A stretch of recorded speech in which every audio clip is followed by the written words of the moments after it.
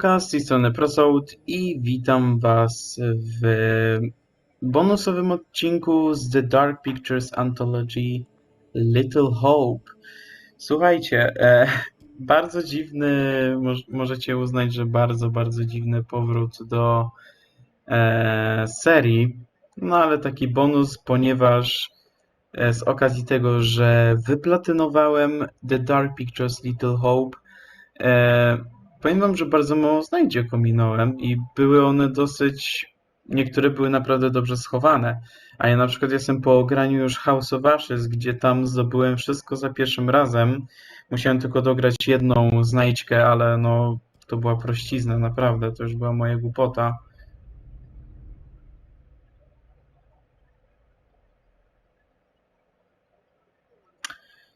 I powiem wam, że ja aktualnie nagrywam normalnie na PS5. Nie muszę nagrywać przez Bandicama, ale powiem wam, że zdziwiłem się dosyć, ponieważ nie pokazałem żadnych materiałów dodatkowych do Little Hope, co mnie troszeczkę zdziwiło, no ale cóż no. Zaczynajmy. An Interview with Will Poulter.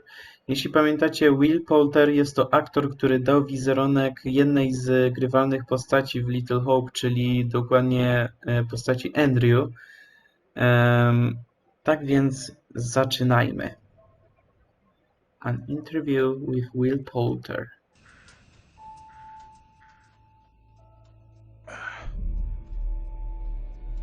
Where are we?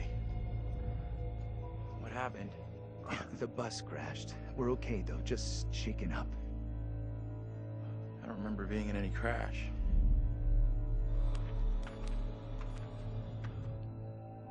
Well, here we are on set of Little Hope, part of the Dark Pictures Anthology. Tell me about the characters you play in the game. Yeah, very exciting. I play Andrew, who is a student on this trip to the town of Little Hope. You know this place? No. I mean, I don't think so. I also play Anthony and I play Abraham, all existing at different time periods in different places. Is it tough to balance it all and to kind of jump back between these characters as you go through it? A little bit. I've had a lot of help along the way, and we've been able to, for the most part, separate the three different guys. We have an amazing accent coach on set at all times, so she keeps me in check and puts me on the right part of the map when I stray too far. Only the devil could create a demon who so resembles me. We do look alike, which I agree is pretty damn weird. How tough is it for you to separate that and balance it all? Yeah, it's interesting. Andrew, being the character that I embody for most of the time, was a little bit easier for me. I related to him naturally. He's this socially awkward, repressed student, and I certainly as a student was pretty socially awkward and repressed, so I could relate to him a great deal. You seem uncomfortable around kids your own age. This trip is actually my first time away from home. Oh, you picked a real beauty. Yeah, well, if I ever make it back, I'll sure have something to talk about. The other character, Anthony, is slightly more immature, comes from a big family. I can also relate to that. And dealing with the family dynamic and playing that sibling friction was also something that I think a lot of people can relate to. And that was fun, another sort of element of the challenge, which I really enjoyed. And then there's Abraham, is the third character that I'm responsible for. We have to stop this. The only madness is right here in this court. And the nice thing that exists in all three of them is this motivation to do good, to do right. And I think all three characters I really had admiration for. They seem to be like morally adept, and it's important to respect, I think, the characters that you play, or at least identify something within them that you respect. And I respected all three of the guys that I played. I know what must be done here. And they're all so very different, and even the level of the accents change between them. Is that something that's challenging to navigate? Yeah, that's been really fun for me. It's been, when playing Andrew, I've been doing a relatively neutral American accent, but we sort of base most of the action in New England, so it does lean towards the East Coast, and it doesn't take on too strong of a characterization in either direction. The vocal work for Anthony is similar to that, but because Anthony lives within the 1970s, there's been a little bit of tweaking to the accent in order to accommodate the times. and then Abraham's an entirely different accent. It's been a bit of guesswork as far as constructing that accent because there's no recordings of what people sounded like at that time. But I suppose the closest thing to it we imagine is a kind of Northern English accent. And my dad's from Yorkshire, so I've basically been ripping off what my dad sounded like when he was younger. She talked in this really weird accent. Was that even American? And also with the process itself is a huge, like a learning curve, like you say, with the performance capture. What's the process been like for you? Have you been able to adapt? Do you feel at home now wearing the helmet and... Yeah, it's funny. I mean, it presents a whole host of challenges. It can get a little uncomfortable. Okay. After a while, it can get a little uncomfortable. You never forget the first time you go for a wee wearing that headset, thinking, "Am I on some sort of screen somewhere in a studio right now? Can people see me weeing?" But you soon get used to the headset and the pack that you're wearing. And I think the best thing you can do is try and remove that from the equation entirely and just make it about looking at the person opposite you. Some of the more physical stuff is challenging because if you do want to move around and you do want to add a physical performance to whatever facial, emotional things that are being captured, you have to be careful that the sound isn't being compromised because of your movements. But, you know, in lots of ways it's been quite freeing too. We move at a great pace. There's little repetition over the same thing. There's lots of variation, but little repetition really. And we have an opportunity to move freely about the space pretty much. We're not confined to marks and we don't have to relight every single moment. It's go, go, go. It's been 100 miles per hour and I've loved the intensity of it. It's been great. But we're looking for our bus driver. What? Have you seen him? Yeah, that's funny. What's up with the fog outside? It's pretty weird. Sure is a thick one tonight. Actually, it's so thick it's stopping us from leaving. Yeah, I know that feeling. You're, trapped here too, then? It's a whole different pace, I feel, than what you normally when you're setting up a scene and you shoot front to back, and then now it's kind of like you're just jumping in and you're just like stop, start, stop, start. It must be kind of refreshing in a way. 100%, yeah. You can start in the morning and by lunch you've died and come back to life 4 or 5 times, whereas on a film set you would have had to shoot for several weeks to get that material. So you do blast through a ton of content. Run! Get the hell out of there! Look out! Yeah, it's gonna be really cool to see yourself in a video game. It's gonna be an incredible experience too. And then now your friends and family members can like play you in a game. That must be a whole weird feeling. Yeah, that is really weird. It's strange enough seeing my face on screen in anything, but you're really mad and exciting, I guess, to think about being in a video game. I guess that's like a little kid's dream in lots of ways, so I feel very lucky. It's incredible. Your friends are gonna call you, but like, I killed you. Yeah, I killed you 3 times. They're like, good to speak to you too, bud. Yeah, thanks for the call. Would you confront your fears or would you run away? I want to say confront my fears. After this experience, I would confront my fears. Maybe previously I would have run away.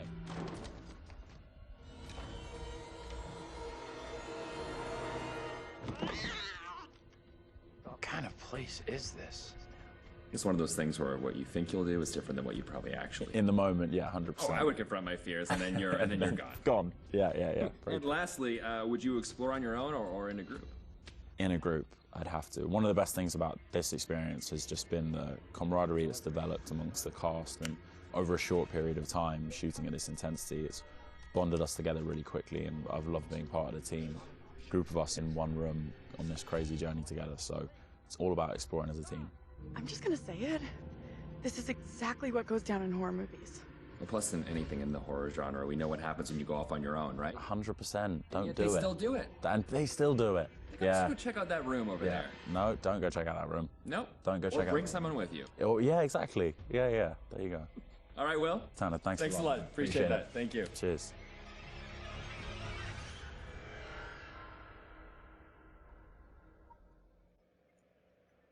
No i powiem wam, że Will Poulter to też jest dosyć znany aktor. Jestem ciekaw, kogo dadzą w The Devil in Me, bo w House of Ashes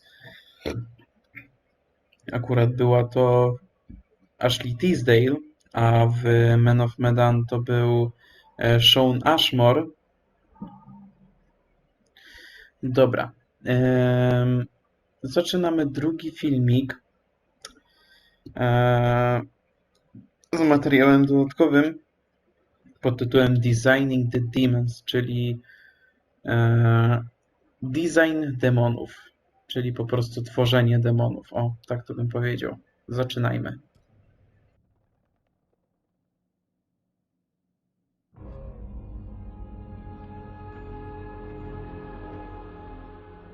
I just saw someone in the woods.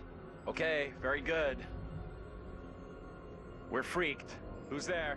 Whoever you are, this isn't funny at all. The demons are an integral part of the story of Little Hope. It's the crux of a lot of the things that happen, and that informs a large part of what we're doing. The starting point for each of the demons was the style of execution. They're based on a character that gets killed. That then informs how the character behaves, how it moves, how it sounds, and those are all brought together to give us that convincing, terrifying demon. In order to make convincing demons, you need to ground them in nature. So what we do is we use our understanding of anatomy and our deep understanding of biomechanics and the principles of the way things move and the way things actuate, and we apply this to the demon design. We obviously start with the production design. The production design is a drowned demon. What we need to do then is look for extra reference. We have to look at stuff like autopsies. We'd look at what happens to the skin when it gets exposed to water for a long time. We have to look at creatures from underwater. We look at various types of fish. Loads of images and real-world reference helps, although slightly gruesome. This particular demon we're looking at is the one that's been hung. We didn't want to show the whole of this character, and right from the beginning we said, let's focus on the areas which are the most terrifying.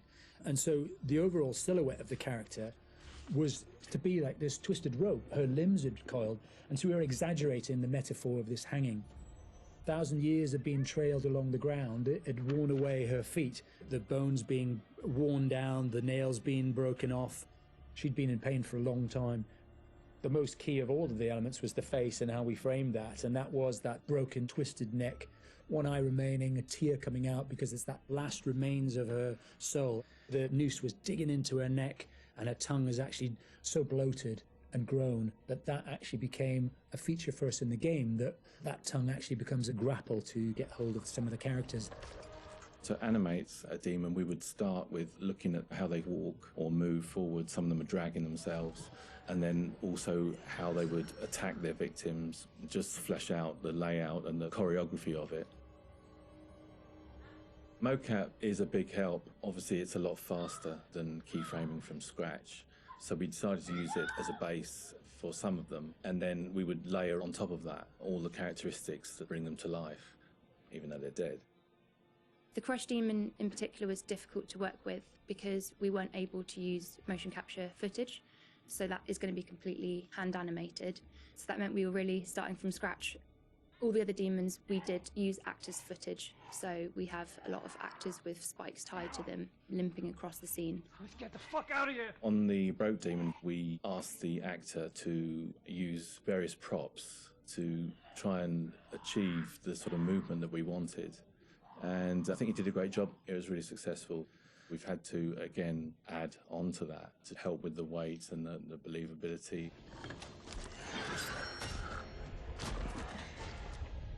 We take our initial cues for the sound of the demons from the visuals, and they look fantastic. But then we have to take the sound of the demons beyond the visuals to give them a really strong otherworldly presence. We need each of the demons to be individually recognizable whilst maintaining that uncomfortable unfamiliarity for the player. So at distance you might hear the chains clanking or the vocal screams. But when you get close up to the demons, you hear lots of detail, the cracking of skin, the creak of the chains, the breaths or the sound of the icky vomit. We really want the player to feel the breath through the sound of the demon on their face.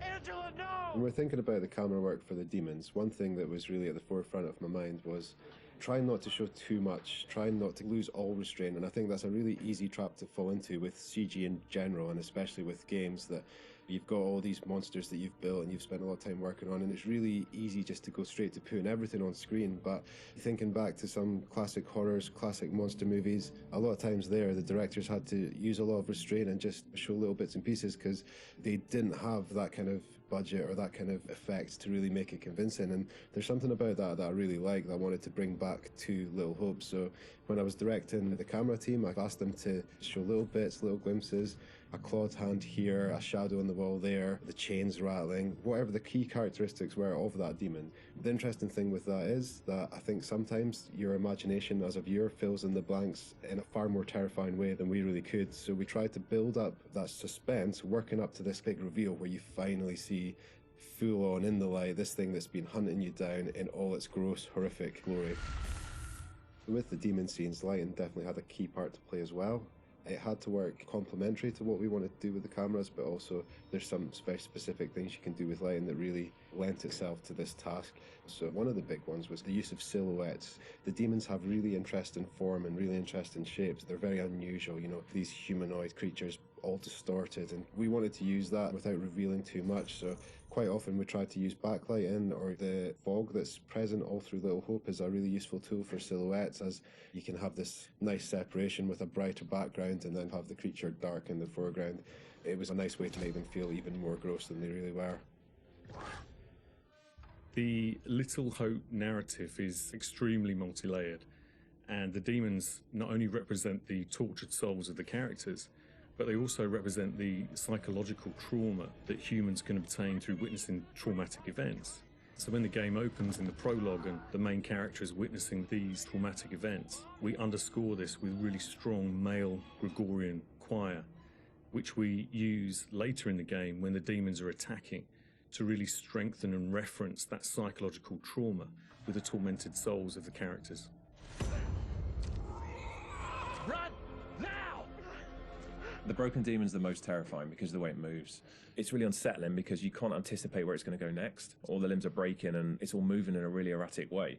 So if you were to try and escape from it, you wouldn't know where to go because it might go there or it might go over here. So that's the most terrifying in terms of unpredictability, I suppose, and having a deep effect on your psyche. Interestingly, when you work at Supermassive, you get immune to horror. That's one thing I've definitely noticed. The powers of horror somehow get lost in me every time I'm watching a horror movie. I don't get so scared anymore just because I see this stuff every day. But doing those demon scenes, I must admit, even watching them back as they were work in progress, it was always like fairly distressing and fairly horrific. So hopefully some of that comes across in the experience for the player too.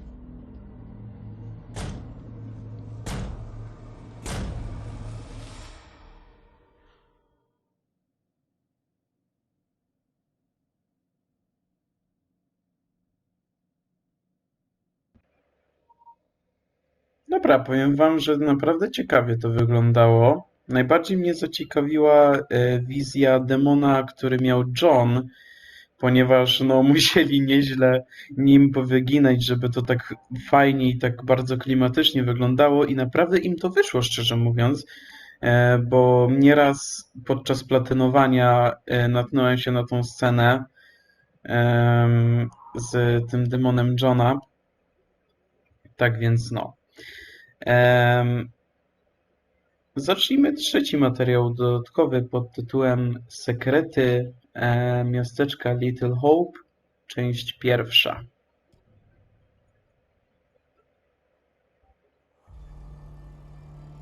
O, okej. To jest jakiś komiks.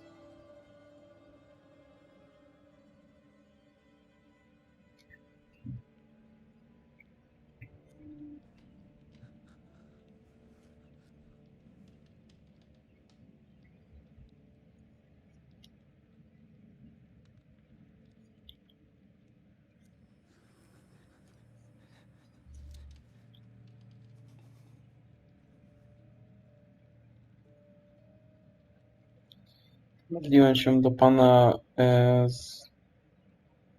słysząc moje lamentacje.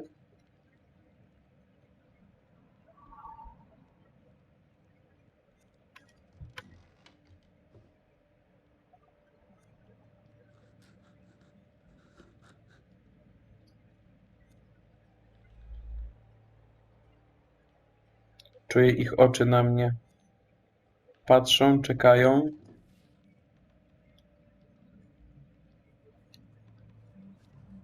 Rozmyślają nad moim przejściem na inną stronę, gdzie moja dusza będzie narażona na ich męki.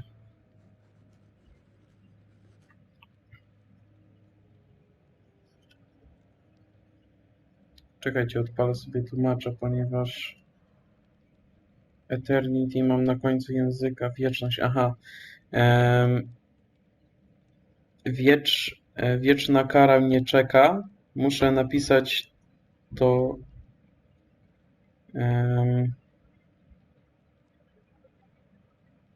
moje wyznanie, aby oszczędzili moją duszę przed byciem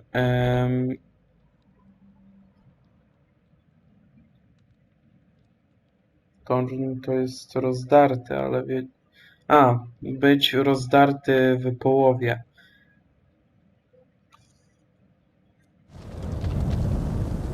W piekle.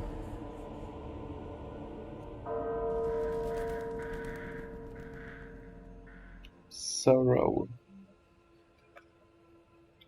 Tak dużo smutku, tak dużo bólu z mojej własnej ręki. Pozwoliłem swojemu złu od środka, że tak powiem.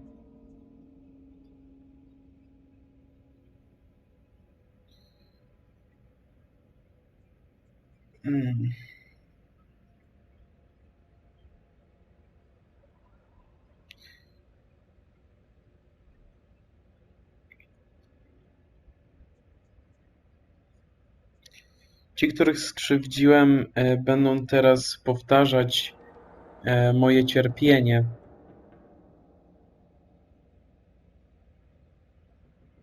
Wiecznie za moje grzechy. Muszę jakoś znaleźć wewnętrzną siłę, aby zatrzymać koła korupcji przed kręceniem się. Wiecie co, ja to podzielę na dwie części, ponieważ ta jedna część komiksu ma 25 stron. Byłem na pozycji,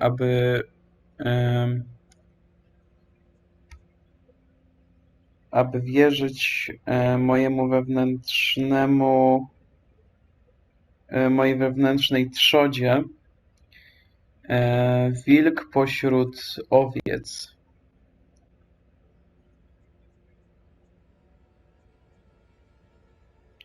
Pokusa była wszędzie.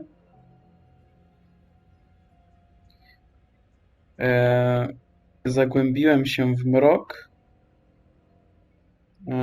Seduced.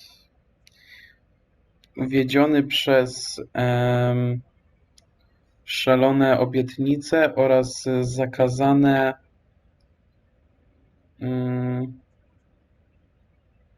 delights, nie wiem, zakazane rozkosze? Chyba tak.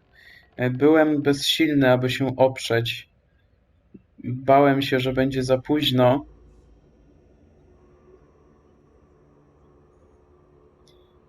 I bałem się, że Bóg nie wybaczy mi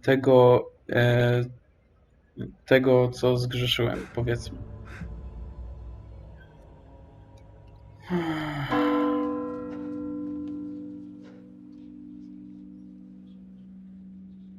Boli mnie to, że muszę powiedzieć te słowa, ale Twoja męka ochroni nas wszystkich, aby trzymać nasze miasteczko bezpieczne. Czy możesz go oszczędzić? Proszę.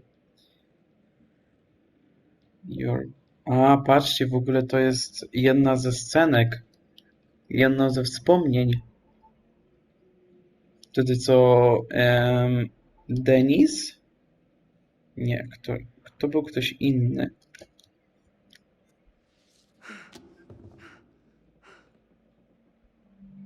Kontynuuj dalej z tą karą. Nie. No i koniec. Tutaj umarła pierwsza postać z rodziny. coś przebudziło się.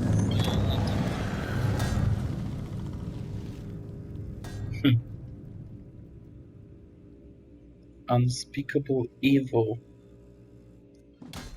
Niemówiące zło. Czekało w ciemnościach na te dusze, które zostały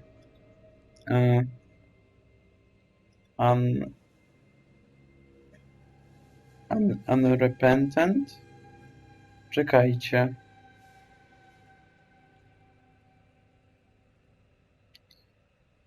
Które zostały nieskruszone na ich występki.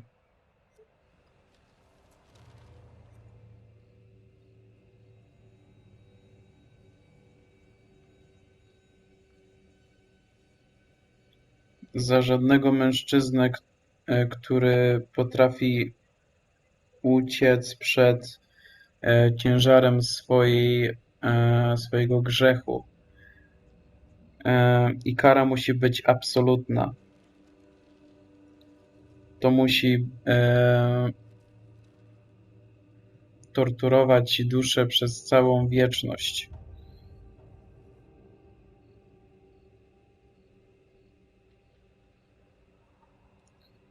Cała społeczność została oczarowana.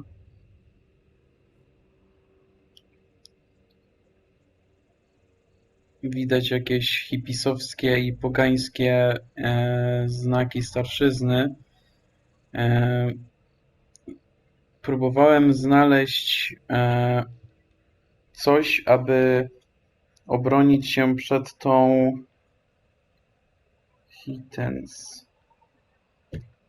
przed tymi poganami.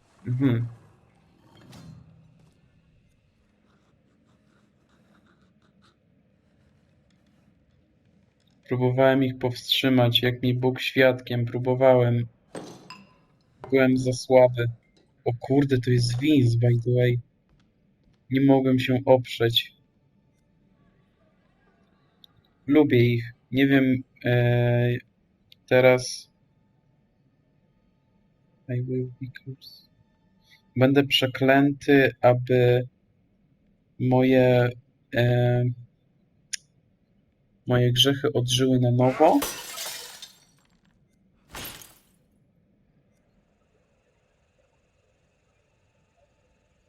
Dopóki mój licznik nie zostanie wypełniony do pełna.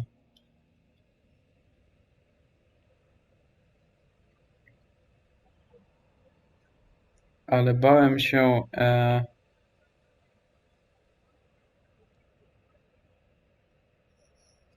czekajcie.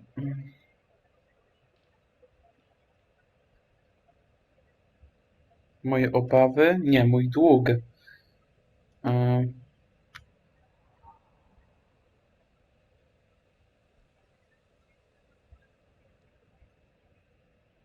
Mój dług w księdze Pana jest zbyt wielki, aby go opisać, że tak powiem.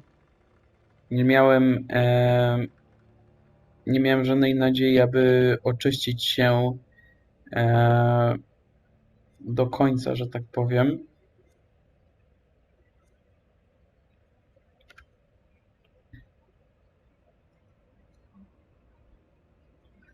Dowód, aby gdy nacisnąłem przeklętych, aby zapisać, zostaną użyte, aby mnie osądzić.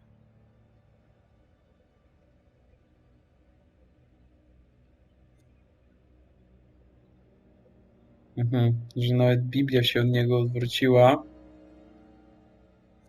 Tu będzie mała łaska. Niczego nie oczekuję mniej niż od mojej trzody.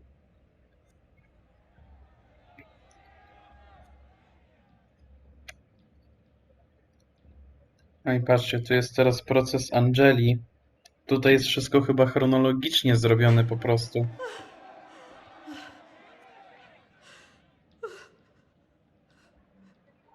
Dobra, ja tutaj nie będę tego czytać, ponieważ wiemy, co tutaj się dokładnie wydarzyło. Tu jest też mąż Amy.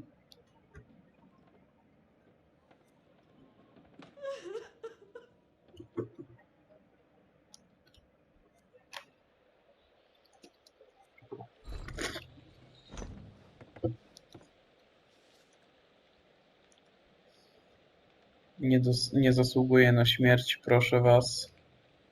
Tak, tutaj jest, jak Amy zostaje wrzucona do rzeki, przewiązana łańcuchami. No i tak właśnie zrodził się kolejny demon, że tak powiem. Tutaj już wybudowali most akurat. Patrzcie, tutaj był zwykły pomost przy rzece, to teraz jak byliśmy w Little Hope, jako teraźniejsze wersje samych siebie, to już był tutaj most.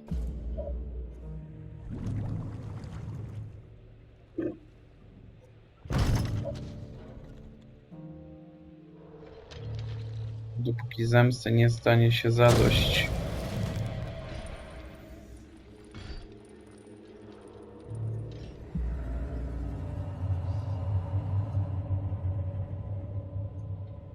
Ich oczy zmieniły się na mój grzech. Ich męka zostanie powiązana z moją winą.